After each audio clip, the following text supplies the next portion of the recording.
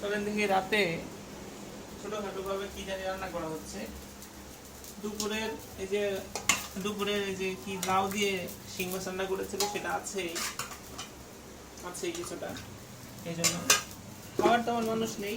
আর এই যে এখন রান্না করছে এই যে এটা কি কি মাছ জানি, গুলশা গুলশা মাছ রান্না করছে।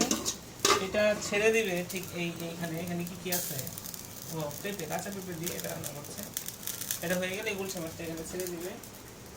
আর এখানে ভাত তো আছে, ভাত রান্না করেছে। এটা একবারে দেশি চালের, আমাদের নিজের ক্ষেতের চাল।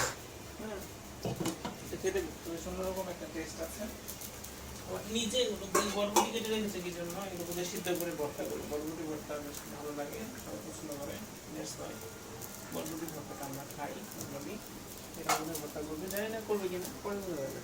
তো খাওয়ার সময় ইনশাল্লাহ আপনাদেরকে দেখাবো কি কি খেলাম।